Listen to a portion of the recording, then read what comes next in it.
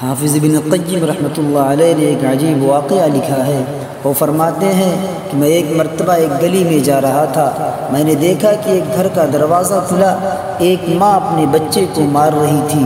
اس بچے کی عمر 7 یا 8 سال تھی۔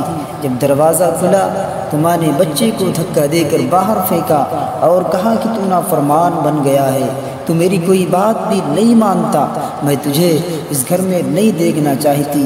یہ کہہ کر ماں نے دروازہ بند کر دیا۔ حافظ ابن قیم رحمۃ اللہ علیہ فرماتے ہیں کہ میں تھوڑی دیر کے لیے کھڑا ہو گیا، کیا دیکھتا ہوں کہ بچہ کچھ دیر تک تو روتا رہا، پھر اس نے آہستہ آہستہ چلنا شروع کر دیا۔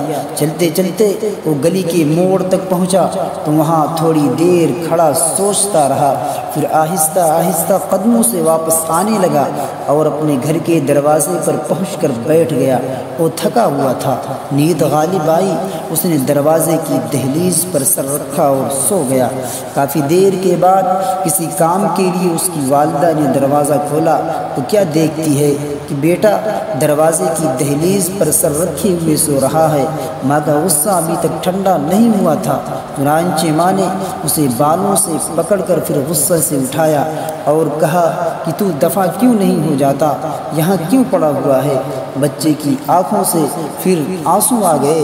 وہ کہنے لگا، امی جب آپ نے دھکے دے کر گھر سے نکال دیا تھا تو میرے دل میں خیال آیا تھا میں کہیں چلا جاتا ہوں، میں بازار میں کھڑا ہو کر بھیک مانگ لوں گا یا پھر کسی کے جوتے صاف کر لوں گا۔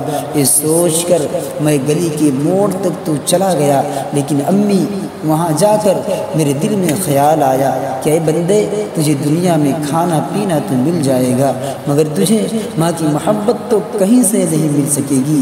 ماں کی محبت اگر تجھے ملے گی تو وہ صرف اسی گھر سے ملے گی۔ امی اس سوچ کر میں واپس آ گیا، اب میں اسی در پہ پڑا ہوں۔ امی اب اگر تو دھکے بھی دے تو میں کہیں نہیں جا سکتا، کیونکہ امی تیرے جیسی محبت کوئی مجھے نہیں دے سکتا۔ جب ماں نے یہ بات سنی تو اس کا دل موم ہو گیا۔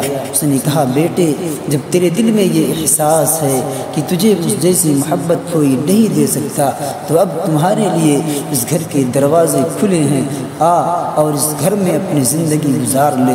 حافظ ابن قیم رحمۃ اللہ علیہ فرماتے ہیں کہ بندے کو بھی چاہیے کہ اسی طرح اللہ رب العزت سے معافی مانگے اور کہے کہ پروردگار یہی تو در ہے جہاں سے معافی ملنی ہے، اے اللہ دوسرا کوئی در ایسا نہیں ہے، میں تیرے در کو چھوڑ کر کہیں نہیں جا سکتا۔